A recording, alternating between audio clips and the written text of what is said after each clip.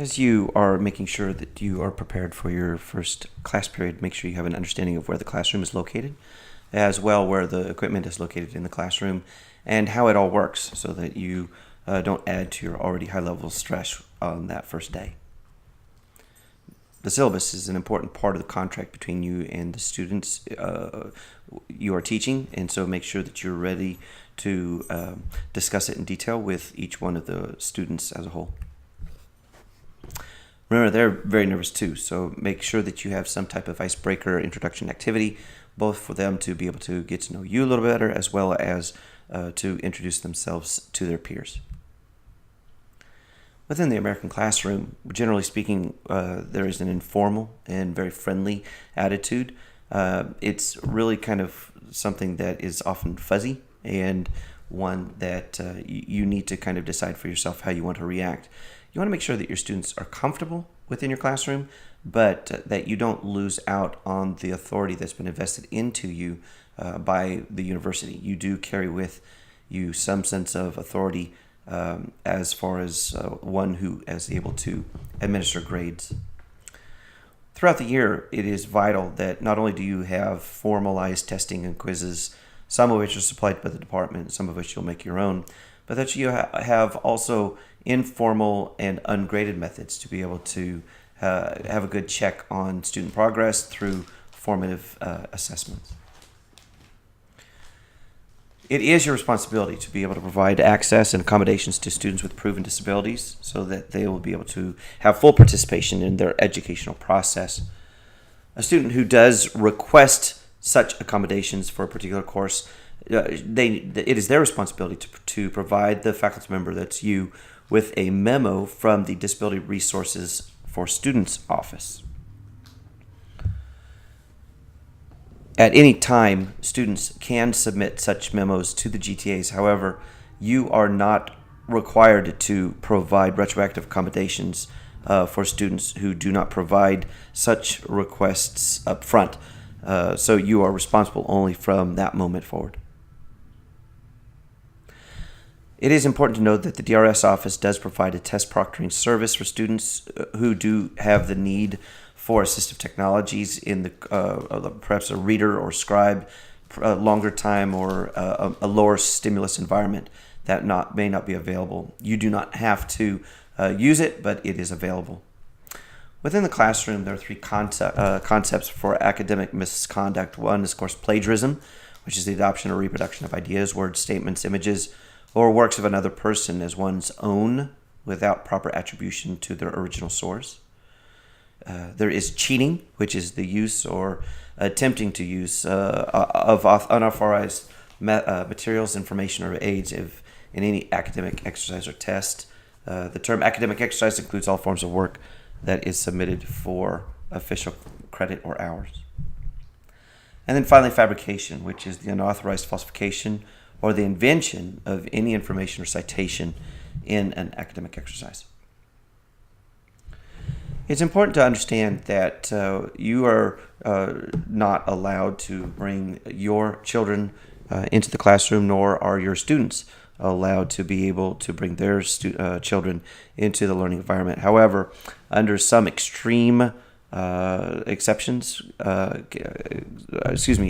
circumstances, exceptions can be made for temporary or unforeseen emergencies. In this case, it is vital that you have the child remain in the classroom, that they're not free to wander around within the hallways or other locations on campus. Among the variety of responsibilities that a GTA will have over the course of the semester, the following are those that are the most common, such as to prepare and deliver lectures, monitor examinations, grade examinations and papers, conduct discussion or laboratory sessions, conduct drill or practice sessions, as well as tutor students on a one-to-one basis.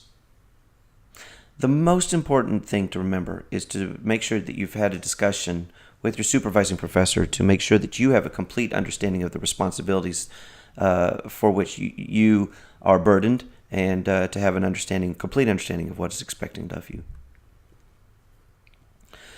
Please remember, your primary source of guidance and of guidance and teaching assistants is your academic department. And don't forget, there have been plenty of other teacher assistants who have worked in such a role, and they will have experience that you will be very recommended to draw from within your department.